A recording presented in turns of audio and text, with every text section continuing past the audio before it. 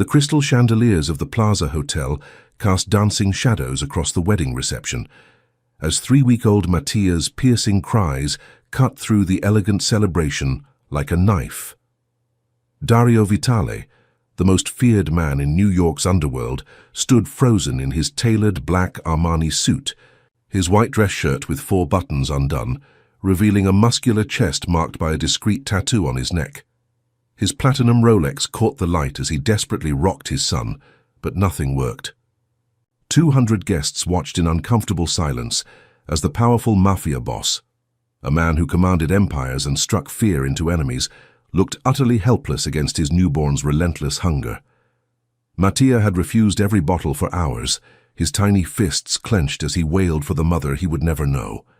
Then, through the crowd of designer gowns and expensive suits, a young Latina woman in a simple black server's uniform stepped forward. Lucia Hernandez, barely 24 with calloused hands and tired eyes, did something that would change both their lives forever. Without asking permission, she reached for the crying baby, and under the shocked gaze of New York's elite, she opened her uniform and offered what no amount of money could buy: a mother's nourishment. Welcome to Passion and Power, where love conquers even the darkest empires. If this story of unexpected salvation and forbidden attraction has you hooked, drop a comment telling us where you're watching from and hit that subscribe button. Your support helps us bring you more heart-stopping romance stories that will leave you breathless. 3 weeks ago, Dario Vitale had everything. Power that stretched from the docks of Brooklyn to the penthouses of Manhattan, respect that came with fear, and a beautiful wife carrying his first child. Today he stood in the nursery of his Upper East Side mansion, staring at the tiny human who had cost him everything he loved. Rosanna had died bringing Mattia into the world, her last words a whispered promise that their son would be loved. But love, Dario was learning, wasn't enough when your child refused to eat. "Boss, maybe we should call Dr. Peterson again," Rico suggested from the doorway, his usual confidence replaced by concern. The loyal bodyguard had watched his employer transform from a ruthless leader into a desperate father overnight. Dario's jaw tightened as he adjusted his white dress shirt, the top 4 buttons undone in his signature style, the elegant tattoo on his neck, a small cross intertwined with roses, seemed to mock him now. He'd gotten it for Rosanna, a symbol of faith and love. Now it felt like a reminder of everything he'd lost. "I've called every specialist in the city," Dario said, his voice rough from exhaustion. "They all say the same thing. Some babies just prefer breast milk. But Rosanna..." His voice broke slightly. He never finished that sentence anymore. Mattia stirred in his arms, those tiny features so perfectly resembling his mother that Dario's chest ached. The baby's dark hair and delicate nose were pure Rosanna, but his eyes, when they opened, held Dario's intensity, even at 3 weeks old. "Your sister's wedding is in 2 hours, Rico reminded him gently. "Adriana will understand if you don't..." "No." Dario's tone brooked no argument. "Adriana has planned this day for months. I won't let my problems ruin her happiness." He looked down at Mattia, who was beginning to fuss again. "We'll manage somehow." The Plaza Hotel buzzed with pre-wedding energy when they arrived. Adriana Carbone looked radiant in her designer gown, her dark hair swept into an elegant updo that showcased the family diamonds. She rushed to her brother the moment she saw him. "Dario, you came!" She kissed his cheek before cooing at Mattia. "How's my beautiful nephew?" "Hungry," Dario said simply, bouncing the baby gently. "But he'll be fine." Adriana's expression softened with concern. She knew about the feeding struggles, had even offered to help, but there was only so much anyone could do. Maybe during the reception he'll settle down with all the music and people. The ceremony was beautiful, held in the hotel's grand ballroom with its soaring ceilings and crystal chandeliers. Christopher Walsh, Adriana's new husband, was a good man, a successful attorney with no ties to the family business, exactly what Adriana wanted. Dario respected that choice, even if it meant keeping certain parts of his life separate from hers. Mattia remained calm during the vows, lulled by the organ music and Dario's steady heartbeat. For a moment, Dario allowed himself to hope. Maybe today would be different. Maybe his son would finally accept the bottle. That hope shattered during the reception. Mattia's cries started softly, then escalated to full-blown wails that echoed through the elegant ballroom. Dario tried everything: walking, rocking, singing softly in Italian, the way Rosanna used to hum. Nothing worked. Guests began to stare. Whispered conversations stopped mid-sentence, as the most powerful man in the room struggled with something as simple as feeding his child. Dario's platinum Rolex caught the light as he checked the time. Mattia hadn't eaten in 6 hours. "Sir, maybe I should take him outside," Rico offered, but Dario shook his head. "He needs to eat, not just be quiet." Desperation crept into his voice. "I can't let him starve." From across the room, Lucia Hernandez watched the scene unfold with growing concern. She'd been working the evening shift, serving champagne and canapes to guests who probably spent more on their shoes than she made in a month. But her attention kept drifting to the man in the expensive suit who looked like his world was falling apart. She knew who he was, of course. Everyone in the service industry knew the Vitale name, whispered it with a mixture of fear and respect. Dario Vitale was dangerous, powerful, untouchable. But right now he just looked like a father who didn't know how to help his child. Lucia's own daughter, 4-month-old Celeste, was being watched by her elderly neighbor, Mrs. Chen, in their tiny Queen's apartment. Lucia had been nursing Celeste just before her shift, her body still producing milk in abundance. The sound of Mattia's desperate cries triggered every maternal instinct she possessed. She shouldn't get involved. She was nobody, a single mother working 3 jobs to keep food on the table and a roof over their heads. But as Mattia's cries grew more frantic and she saw the raw pain in Dario's dark eyes, Lucia found herself moving. The crowd parted as she approached, her simple black uniform a stark contrast to the designer gowns surrounding her. Conversations died as guests realized what was happening. A server was approaching Dario Vitale uninvited. "Excuse me," Lucia said softly, her accented English barely audible over Mattia's cries. Her heart hammered against her ribs as Dario's intense gaze fixed on her.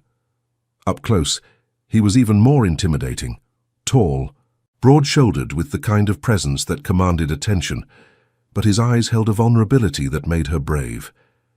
"He's hungry," she continued, extending her arms slightly. I might be able to help." Dario stared at her for a long moment, his mind processing what she was offering. This woman, this stranger, was willing to nurse his son. The rational part of his brain screamed warnings about trust and vulnerability, but Mattia's cries were growing weaker, and desperation overruled caution. Without a word, he placed his son in Lucia's arms. The ballroom fell silent as Lucia cradled Mattia against her chest. She moved with practiced efficiency, finding a quiet corner near the floor-to-ceiling windows that overlooked Central Park. With her back to the crowd, she discreetly adjusted her uniform and guided Mattia to her breast. The effect was immediate. Mattia's cries stopped as if someone had flipped a switch. The only sounds in the vast ballroom were the soft whispers of fabric and the gentle sounds of a baby finally getting what he needed. Dario stood frozen, watching this miracle unfold. His son, who had rejected every bottle, every attempt at comfort, was peaceful in the arms of a woman whose name he didn't even know. The sight stirred something deep in his chest, an emotion he couldn't quite name. "What's your name?" he asked quietly, moving closer but maintaining a respectful distance. "Lucia," she whispered back, not taking her eyes off Mattia. "Lucia Hernandez." "Thank you, Lucia." The words felt inadequate for what she'd just done. "You saved him." She looked up then, meeting his gaze with surprising directness. Any mother would do the same. But they both knew that wasn't true. In a room full of wealthy, powerful people, only she had stepped forward. Only she had offered what his money couldn't buy. As Mattia nursed contentedly, Dario found himself studying the woman who held his son. She was beautiful in an understated way, warm brown eyes, long dark hair pulled back in a simple ponytail, olive skin that spoke of Latin heritage. But it was her gentleness, the natural way she cradled Mattia, that captivated him. "How did you know?" he asked. "I have a daughter," Lucia admitted, 4 months old. I recognized the cry. He's not sick or tired. He's starving. The simple truth hit Dario like a physical blow. His son had been starving, and he'd been powerless to help. This woman, this angel, had saved Mattia's life. As the reception continued around them, Dario made a decision that would change everything. He couldn't let Lucia disappear back into the crowd, back to whatever life had brought her here tonight. Mattia needed her, and if he was honest with himself, maybe he needed her too. The question was, would she stay? Lucia felt the weight of 200 stares as she continued nursing Mattia in the corner of the plaza's grand ballroom. The baby had settled completely. His tiny fist curled against her uniform as he fed peacefully for the first time in weeks. She tried to ignore the whispered conversations and shocked expressions of the wedding guests, focusing instead on the miracle happening in her arms. "You're a natural," Dario said softly, his voice carrying a warmth that surprised her. When she looked up, she found him watching her with an expression she couldn't quite read, gratitude mixed with something deeper, more complex. "I should return him soon," Lucia whispered, acutely aware that she was still on duty. James, the hotel manager, would have her head if he found her away from her station for too long. "My supervisor is taken care of," Dario interrupted, his tone carrying the quiet authority of a man accustomed to getting what he wanted. "I spoke with the hotel management. You're not to be disturbed." Lucia's eyes widened. In the span of 10 minutes, this man had somehow rearranged her entire evening. The casual display of power should have frightened her, but instead she felt a strange sense of protection. "I don't understand," she said. "Why would you—" "Because you saved my son's life." Dario's voice was rough with emotion. "Do you have any idea what these past 3 weeks have been like? Watching him cry, knowing he was hungry, and being completely powerless to help him." The vulnerability in his confession made Lucia's chest tighten. She'd heard the stories about Dario Vitale, the ruthless businessman, the dangerous man who controlled half of New York's underground. But the man standing before her looked like any father who'd been pushed to his breaking point. "What happened to his mother?" she asked gently, then immediately regretted the question. "I'm sorry, that's not my place to—" "She died in childbirth." The words came out flat, emotionless, but Lucia could see the pain he was trying to hide. "Complications, the doctors said. They said she chose him over herself in the end." Lucia's heart broke for this tiny baby who would never know his mother's love, and for the man who'd lost everything in one devastating moment. "I'm so sorry." Mattia had finished nursing and was now sleeping peacefully against her chest.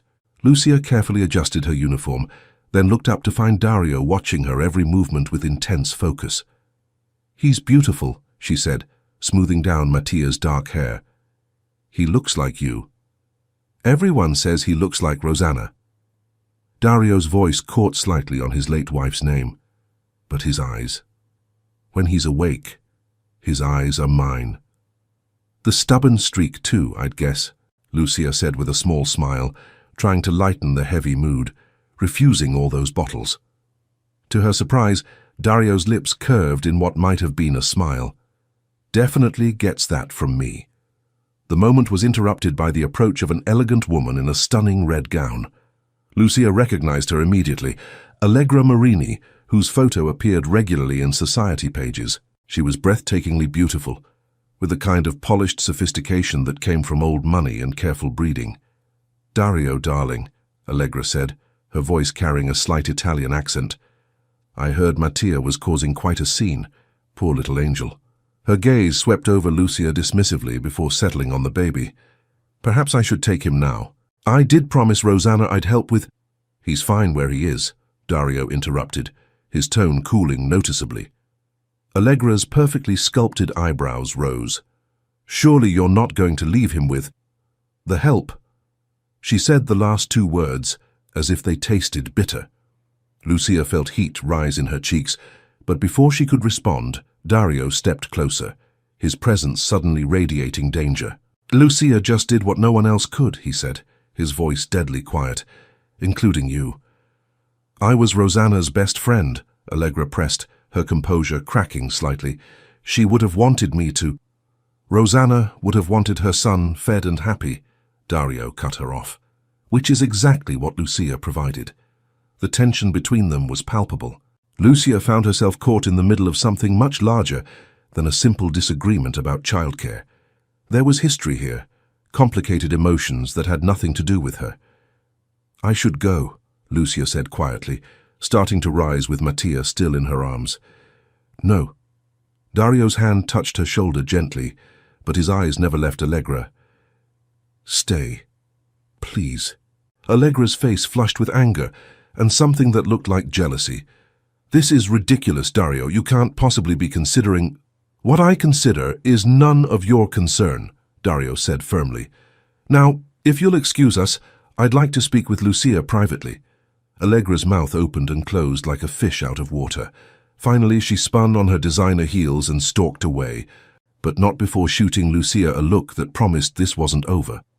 "I'm sorry about that," Dario said once they were alone again. "Allegra has strong opinions about how I should raise my son."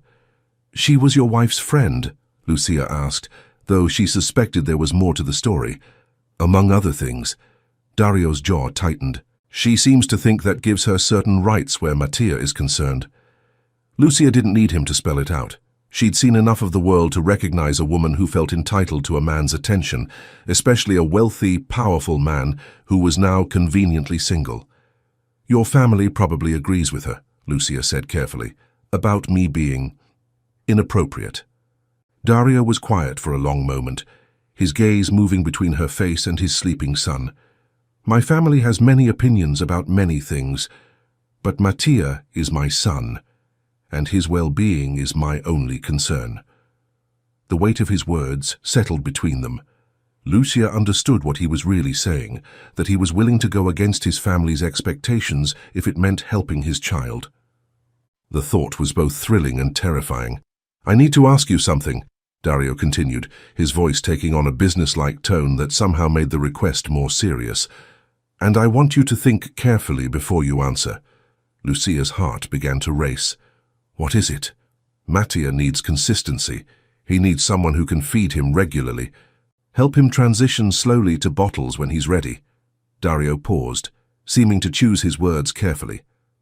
"I'd like to hire you as his consultant, someone who understands his needs." "I don't understand," Lucia said, though part of her was beginning to. "Come to my home daily. Help with feedings, spend time with him. I'll pay you more in a month than you make here in a year." The offer hung in the air between them like a lifeline and a trap all at once. Lucia's mind raced with the implications. The money would solve every financial problem she had: rent, daycare for Celeste, medical bills from her daughter's birth that she was still paying off. But accepting would mean entering Dario Vitale's world, a place where people like Allegra Marini looked at her like she was dirt. "I have a daughter," she said finally. "I can't just—" "Bring her," Dario said immediately. "My home is large enough, and Mattia could use the company of another child." The casual way he dismissed what she saw as an insurmountable obstacle left her speechless. In his world, problems were simply solved with money and power. But in hers, every decision carried weight. Every risk had consequences she couldn't afford. "Why me?" she asked. "You could hire a professional nanny, someone with credentials and references." Dario looked down at his son, still sleeping peacefully in her arms. "Because in 3 weeks, dozens of professionals couldn't do what you did in 10 minutes. Because when I was at my most desperate, you stepped forward without being asked." He met her eyes again. "Because Mattia trusts you, and right now, that's the most valuable thing in the world." Lucia felt tears prick her eyes. When was the last time someone had valued her for something other than her ability to serve drinks or clean tables? When had anyone seen her as more than just another struggling single mother? "I need to think about it," she whispered. "Of course." Dario reached into his jacket and pulled out a business card, writing something on the back. "My personal number. Call me tomorrow with your decision." As Lucia took the card, their fingers brushed, sending an unexpected jolt of electricity through her. She looked up to find Dario watching her with an intensity that made her breath catch. "Whatever you decide," he said quietly. "Thank you. For tonight. For him. For showing me that miracles still exist." As Mattia stirred in her arms, beginning to wake, Lucia realized that her life had just reached a crossroads. Down one path lay the safety of her current struggle, difficult but predictable. Down the other lay the unknown territory of Dario Vitale's world, with all its dangers and possibilities. The question was, which path would she choose? Lucia stared at the business card in her trembling hands as she sat in her cramped Queen's apartment at 2 a.m. Celeste slept peacefully in her arms, having just finished nursing, while the sounds of the city filtered through thin walls. The contrast between this moment and the opulent wedding reception felt surreal, like she'd dreamed the entire evening.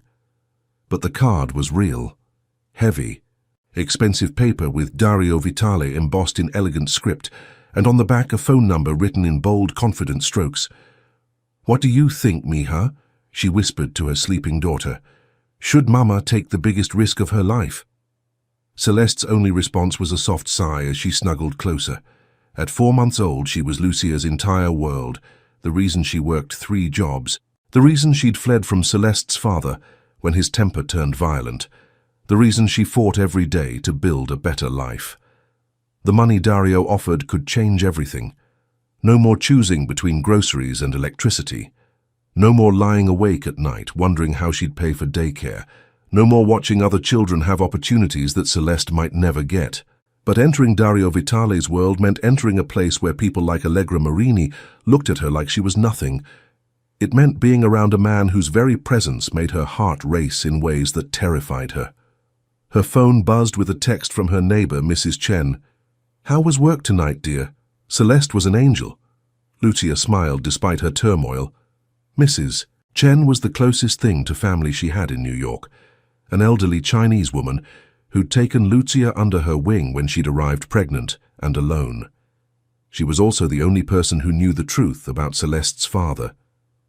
"Different than usual," Lucia typed back. "Tell you tomorrow." She was about to put the phone away when it rang, startling her. The number was unfamiliar, but something made her answer. "Hello? Lucia?" Dario's voice was rough, tired. "I'm sorry to call so late. I know you said you needed time to think, but is Mattia okay?" she asked immediately, maternal instinct overriding everything else. "He won't stop crying again. It's been 3 hours since you fed him and he's refusing the bottle completely." The desperation in his voice was heartbreaking. "I know I have no right to ask, but where are you?" "Home, Upper East Side." He rattled off an address that Lucia recognized as one of the most exclusive areas in Manhattan. "I'll be there in an hour," she heard herself say. "Lucia, you don't have to." "Yes, I do." She was already moving, gathering Celeste's diaper bag with one hand while cradling her daughter. A baby shouldn't suffer because adults are complicated. The taxi ride to Manhattan felt endless. Lucia had dressed quickly in jeans and a simple sweater, her hair pulled back in a messy bun. She felt underdressed and out of place, but Mattia's needs trumped her insecurities. The Vitale mansion was everything she'd expected and more. A towering brownstone that took up half a city block, with iron gates and security cameras that tracked their approach. The taxi driver whistled low under his breath. "You sure this is the right address, lady?" Before Lucia could answer, the gate swung open and a figure emerged from the house. Even in the dim streetlight, Dario's presence was unmistakable. He'd changed from his wedding attire into dark jeans and a white t-shirt that clung to his muscular frame, but he still radiated the same dangerous elegance. "Thank you," he said simply as she approached, his eyes taking in her casual clothes and the baby carrier in her arms. "Both of you." "Where is he?" Lucia asked, already hearing Mattia's cries echoing from inside the house.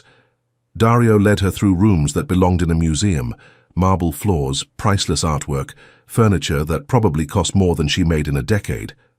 But Lucia barely noticed the opulence. Her focus was entirely on the increasingly desperate sounds coming from upstairs.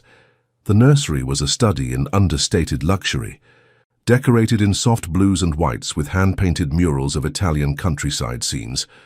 Mattia lay in a crib that probably cost more than her monthly rent, his tiny face red from crying, his little fists clenched in frustration. "How long has he been like this?" Lucia asked, immediately lifting him from the crib. "Since about an hour after you left." Dario ran his hands through his dark hair, the gesture revealing his exhaustion. I tried everything. Bottles, walking, music, nothing worked. Lucia settled into the plush nursing chair by the window, adjusting her sweater, as Mattia immediately began to calm at her familiar scent. Within moments, he was nursing peacefully, his cries replaced by contented silence. It's like magic, Dario said softly, sinking into the chair across from her. Every time. Not magic, Lucia corrected gently. Just what he needs. He's still so young, still grieving his mother in his own way. The words hung heavy in the air. Dario was quiet for a long moment, watching his son with an expression of profound sadness mixed with gratitude. I keep thinking I should be able to do this, he admitted. I run a multi-billion-dollar organization. I make decisions that affect thousands of people, but I can't figure out how to feed my own child. Being a parent isn't about power or control, Lucia said softly. It's about love and instinct, and sometimes just showing up. Is that what you did tonight? Just showed up? Lucia looked down at Mattia, then across at Celeste, sleeping in her carrier. I did what any mother would do, what I'd want someone to do for Celeste if she needed help. Tell me about her, Dario said, his gaze moving to the sleeping baby. About Celeste. Lucia hesitated.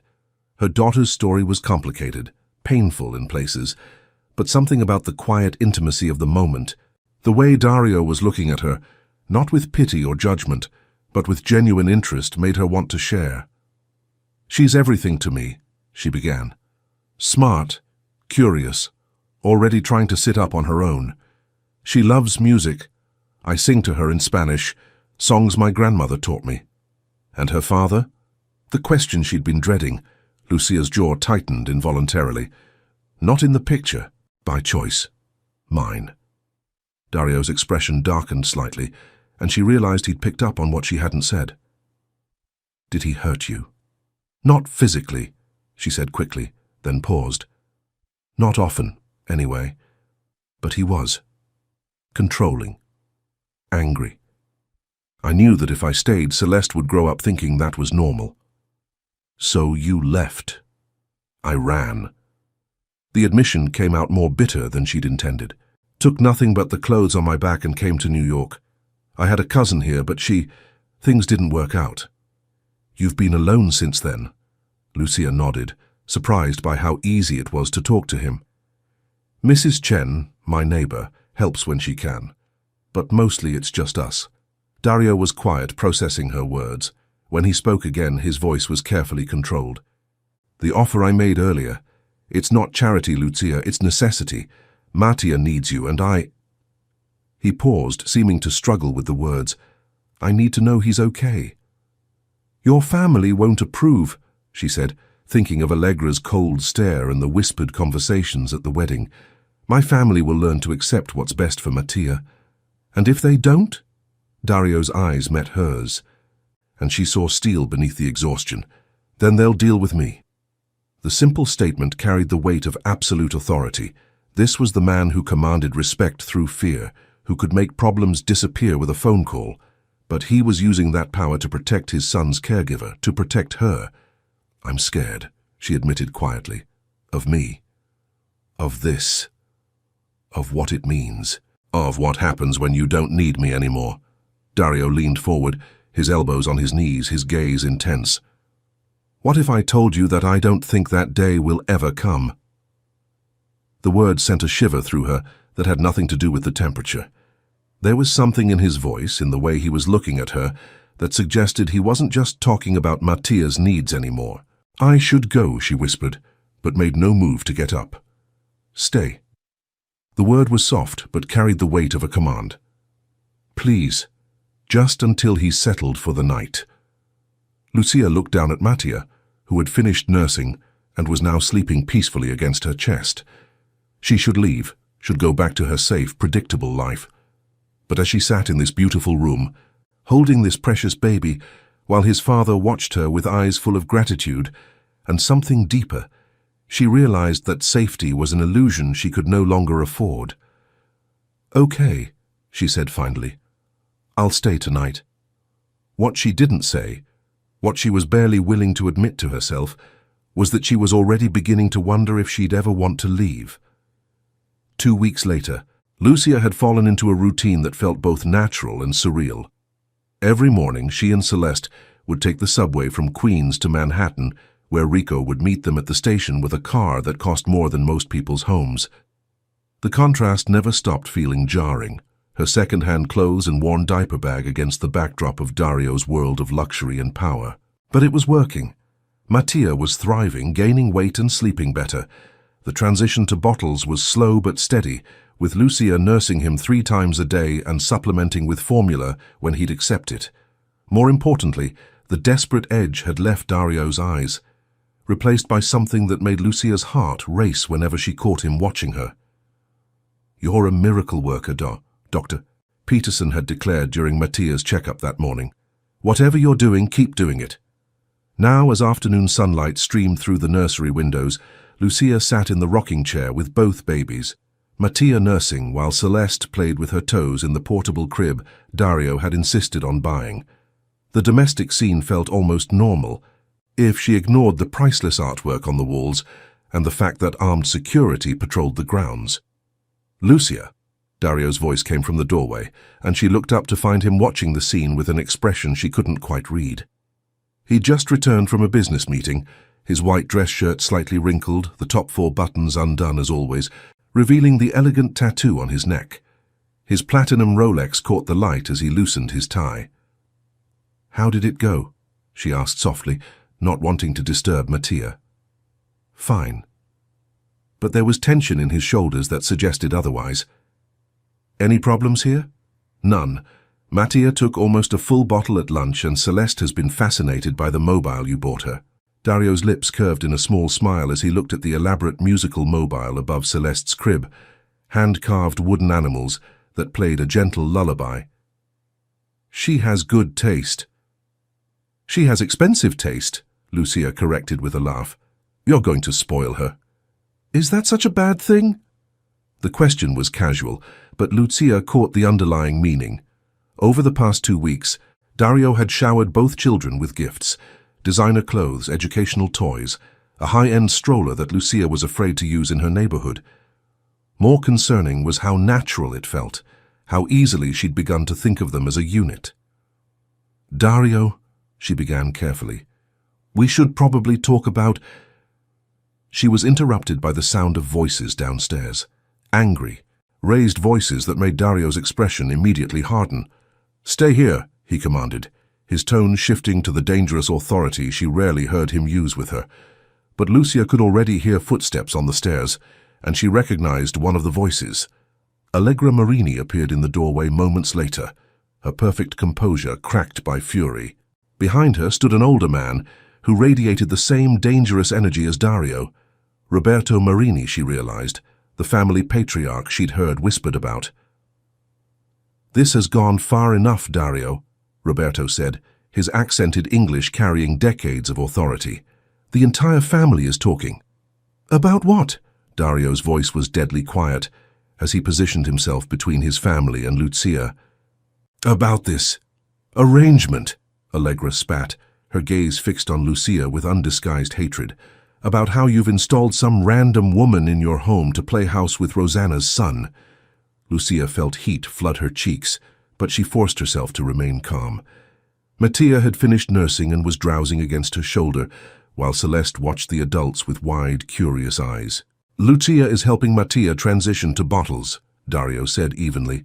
"Nothing more." "Don't insult our intelligence," Roberto interjected.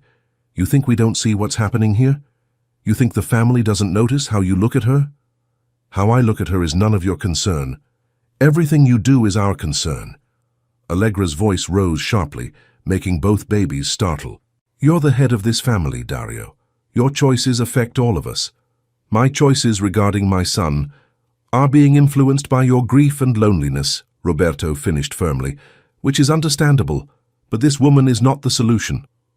Lucia stood carefully, settling Mattia in his crib before turning to face the room. "Perhaps I should leave you to discuss this privately." "No." Dario's command was sharp. You're part of this conversation. She most certainly is not, Allegra snapped. She's an employee, nothing more. Actually, Lucia said quietly, finding her voice despite the intimidating stares, I think she's right. Everyone turned to look at her, and she felt the weight of their attention like a physical force. But she'd spent 2 weeks watching Dario struggle with the expectations of his world, and she couldn't let him fight this battle alone. I know who you all think I am, she continued, her voice growing stronger. Some opportunistic woman trying to trap a wealthy man, but I've known exactly who Dario was from the moment I met him. The admission hung in the air like a bomb. Roberto's eyes narrowed dangerously. You knew? He asked slowly. Of course I knew. Everyone in service industry knows the Vitale name. Lucia lifted her chin, meeting his stare directly. I knew he was dangerous, powerful, completely out of my league. But I also saw a father who was desperate to help his child, and I couldn't walk away from that. How touching, Allegra said sarcastically. And I suppose the generous salary he's paying you has nothing to do with your maternal instincts? The money helps, Lucia admitted honestly. I won't pretend it doesn't, but I would have helped Mattia for free, because that's what you do when a baby needs you. Enough, Roberto said firmly. This arrangement ends now. Allegra will take over Mattia's care. Like hell she will. Dario's voice cut through the room like a blade. Mattia is my son, and I decide what's best for him. And what's best for him is stability, Roberto shot back. A proper mother figure from our world, not some... Careful, Dario warned, and suddenly the temperature in the room seemed to drop 10 degrees. Be very careful how you finish that sentence.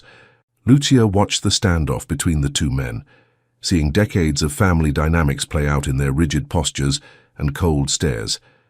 But what struck her most was the realization that this wasn't really about her at all. It was about power, control, and the expectations that came with the Vitale name. I should go, she said quietly, moving toward Celeste's crib. You're not going anywhere, Dario said without taking his eyes off Roberto. Yes, she is, Allegra interjected triumphantly, because if she doesn't, we'll make sure her immigration status gets the attention it deserves. The threat hit Lucia like a physical blow. Her visa had expired months ago, and while she'd been trying to navigate the complex process of renewal, she was technically in the country illegally. It was her biggest fear, the sword hanging over her head that could separate her from Celeste forever. You wouldn't, she breathed. Try me. Allegra smiled coldly. The silence that followed was deafening. Lucia felt the walls closing in around her, all her worst fears crystallizing into reality. She'd been naive to think she could exist in Dario's world without consequences. Get out. Dario's voice was so quiet it was barely audible, but it carried more menace than any shout. Dario, Roberto began. Get out. The explosion of rage made everyone in the room flinch. Both of you, out of my house now. This isn't over, Roberto warned as he headed for the door. You're making a mistake, Allegra added, but she was already backing away from the fury in Dario's eyes. When they were gone, the silence stretched between Lucia and Dario like a chasm. She could see the war playing out on his face, love for his son, loyalty to his family, and something else that made her heart ache. I have to go, she whispered, lifting Celeste from her crib. No. But his voice lacked conviction. Yes. Tears she'd been holding back finally spilled over. They're right, Dario. I don't belong in your world. I was foolish to think I could. Lucia, please, they'll destroy me to get to you, she continued, gathering Celeste's things with shaking hands. And I won't let my daughter pay the price for my mistakes. This isn't a mistake, Dario said desperately. What we have is impossible. She turned to face him, memorizing his face even as her heart shattered. Goodbye, Dario. As she walked out of the nursery, she heard Mattia begin to cry behind her. The sound nearly broke her resolve, but she forced herself to keep walking. Some fairy tales, she realized, were never meant to have happy endings. What she didn't see was Dario standing in the nursery long after she'd gone, his hands clenched into fists as he listened to his son cry for the woman who'd just walked out of both their lives. 3 days. 72 hours since Lucia had walked out of his life, and Dario felt like he was losing his mind. Mattia had barely eaten, refusing bottles and crying inconsolably for hours at a time. The sound of his son's distress was torture, but it was nothing compared to the hollow ache in Dario's chest every time he walked past the empty nursery chair where Lucia used to sit. "Boss, you need to eat something," Rico said carefully, setting a plate of untouched food on Dario's desk. The loyal bodyguard had been walking on eggshells for days, watching his employer spiral into a darkness that had nothing to do with business and everything to do with a woman and her baby daughter. "Any word from the team watching her apartment?" Dario asked, not looking up from the financial reports he'd been staring at for an hour without reading. "She hasn't left except for work. The baby seems fine, but—" Rico hesitated. "She looks tired, boss. Really tired." Dario's jaw tightened. He'd stationed security near Lucia's building, not to intimidate her, but to ensure Allegra didn't make good on her immigration threats. The reports came back the same every day. Lucia going to work, coming home, taking care of Celeste, living her life as if the past 2 weeks had never happened. As if he'd never happened. "Sir." Dr. Peterson's voice came from the doorway. "I came as soon as I could." Dario looked up to find the pediatrician's concerned expression focused on the baby monitor, where Mattia's weak cries could be heard from upstairs. "He's barely eaten in 3 days. I've tried everything. Different formulas, different bottles, even brought in a wet nurse from the agency. And he won't take anything from anyone." Dario's voice cracked slightly. "He's looking for her." Dr. Peterson nodded grimly. "Babies form attachments quickly, especially when they're as young as Mattia was when he met Lucia. To him, she became his primary caregiver, his source of comfort and nutrition. So what do I do?" The question came out more desperate than Dario intended. "You could try gradually transitioning him with items that carry her scent, or I could bring her back," Dario finished. "That would certainly be the most effective solution, but I understand there are complications." Complications? That was one way to put it. Dario's phone had been ringing non-stop with calls from family members, each one expressing their displeasure with his obsession with an unsuitable woman. Roberto had made it clear that continuing to pursue Lucia would be seen as a betrayal of family values and traditions. But as Mattia's cries grew weaker, more resigned, Dario realized that family approval meant nothing if his son was suffering. "Rico," he said suddenly, standing from his desk, "get the car." "Where are we going, boss?" "To fix this." The drive to Queens felt endless, but it gave Dario time to think about what he was going to say. "How did you apologize for letting your family threaten the woman you, cared about, was falling for?" The emotions were too complex, too new for him to fully understand. Lucia's building was everything his mansion wasn't. Old, tired, with broken windows and graffiti on the walls.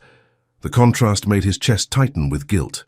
While he'd been living in luxury, she'd been struggling in this place, working multiple jobs to keep a roof over her daughter's head. He climbed the narrow stairs to the 3rd floor, Rico trailing behind him like a shadow. The hallway smelled of cooking spices and old carpet, but it was clean, maintained with the kind of pride that came from people who had little but cared for what they had. Apartment 3B. Dario raised his hand to knock, then hesitated. What if she refused to see him? What if she'd already decided that her life was better without the complications he brought? The decision was made for him when the door opened, revealing Mrs. Chen, the elderly neighbor Lucia had mentioned. The woman took one look at Dario's expensive suit and designer watch and immediately tried to close the door. "Wait," Dario said quickly, putting his hand against the door. "Please, I'm here to see Lucia." "She's working," Mrs. Chen said firmly, "and she doesn't want to see you." "Did she tell you that?" The older woman's expression softened slightly. "She didn't have to. I've seen enough heartbreak in my life to recognize it. Then you know I need to make this right." Mrs. Chen studied him for a long moment, her sharp eyes taking in everything from his exhausted appearance to the desperation he was trying to hide. "The baby? Won't eat, won't sleep. He's looking for her. And you?" The simple question hit him like a punch to the gut. "I'm looking for her too. Something in his voice must have convinced her, because Mrs. Chen stepped back and opened the door wider. "She's at the hotel until midnight. But Mr. Vitale, if you hurt that girl again, you'll answer to me." The threat from the tiny elderly woman should have been amusing, but Dario found himself nodding seriously. Understood. The Plaza Hotel at 11 p.m. was a different world from the wedding reception where he'd first met Lucia. The elegant spaces were quieter, filled with late-night diners and business travelers rather than celebrating families. Dario found her in the main restaurant, clearing tables with the same efficient grace he remembered. She looked tired, he realized. Rico had been right. There were shadows under her eyes, and she moved with the careful precision of someone running on fumes. When she turned and saw him standing in the doorway, she froze completely. "Lucia." He stepped forward, ignoring the curious stares from other staff members. "We need to talk." "I'm working," she said quietly, but her hands were shaking as she continued stacking plates. "James," Dario called to the manager, who immediately hurried over. "I need to borrow Lucia for a few minutes." "Of course, Mr. Vitale.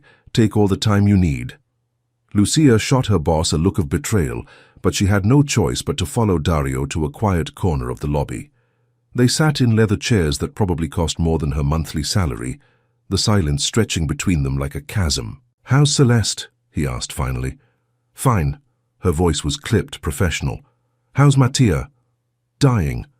The word came out harsher than he'd intended, but it got her attention. "He won't eat, Lucia. It's been 3 days, and he's barely taken anything."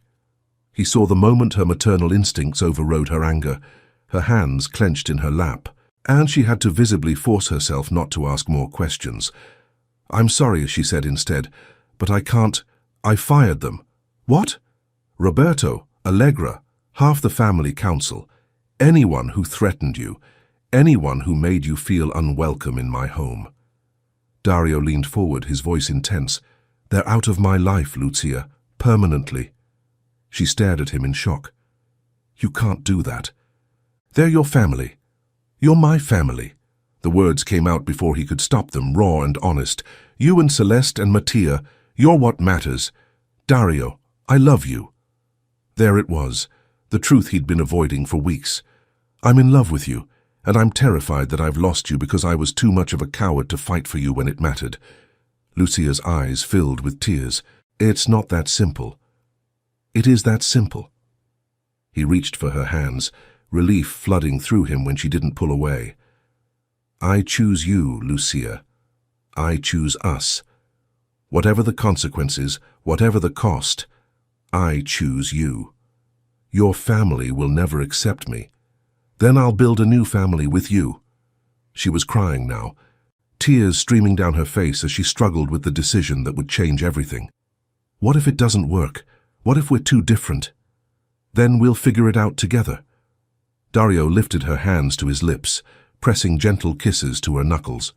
"But please don't make me figure out how to live without you. I don't think I can."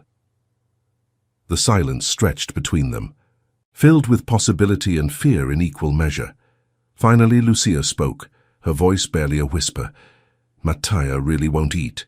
He's waiting for his mother to come home." More tears, but these seemed different, hopeful rather than heartbroken. "And Celeste? You meant what you said about her being family." "I meant every word." Dario's voice was fierce with conviction. "She did the unthinkable that night at the wedding. She brought you into our lives. How could I not love her for that?" Lucia laughed through her tears, the sound like music after days of silence. "You're crazy, you know that? Crazy about you. That was terrible." "I'm new at this," he admitted, his own smile breaking through, "but I'm willing to learn." She studied his face for a long moment, seeing past the power and danger to the man underneath, the father who would sacrifice everything for his son, the man who was willing to rebuild his entire world around her. "Okay," she whispered. "Okay, okay, let's go home." She stood up, pulling him with her. "Let's go feed our son. Our son." The words hit Dario like a revelation, filling the hollow spaces in his chest with warmth and hope. As they walked out of the hotel together, Lucia's hand in his, He realized that sometimes the most unthinkable thing was also the most necessary. Sometimes love really could conquer all. Years later, Dario would still smile when he remembered the first time Mattia called Lucia Mama. It happened on a sunny afternoon in the mansion's garden, where 3-year-old Mattia was chasing 4-year-old Celeste around the fountain while their parents watched from the terrace. "Mama, look!" Mattia had shouted, holding up a butterfly that had landed on his finger. "It's beautiful like you." Lucia had burst into tears right there on the spot, and Dario had pulled her into his arms, both of them overwhelmed by the simple perfection of the moment. Now watching his wife of 2 years chase their children through the same garden while her rounded belly showed the promise of their third child, Dario marveled at how completely his life had changed. The dangerous world of the Mafia still existed on the periphery. It always would. But his family was protected, cherished, safe. "Daddy," Celeste called out, her dark hair flying as she ran toward him. "Mattia says the baby is going to be a boy, but I think it's a girl." "What do you think, princess?" he asked, lifting her onto his lap. "I think it doesn't matter," she said, with the wisdom of a child, "because Mama will love it no matter what." Dario looked at Lucia, who was settling Mattia down for his afternoon nap on a blanket under the oak tree. She caught his gaze and smiled, the same smile that had captured his heart that night at the Plaza Hotel when she'd done the unthinkable. "Yes," he murmured, pressing a kiss to Celeste's forehead. "Mama loves us all no matter what." And as the afternoon sun cast golden light over his family, his real family, the one built on love rather than blood, Dario Vitali knew that sometimes the most unthinkable act was simply opening your heart to let love in. What an incredible journey of love, conquering all odds here at Passion and Power. Did Lucia's brave act at the wedding touch your heart as much as it touched ours? Drop a comment sharing your favorite moment from this story, and don't forget to subscribe for more heart-stopping romance tales. Your support means everything to our growing family of romance lovers.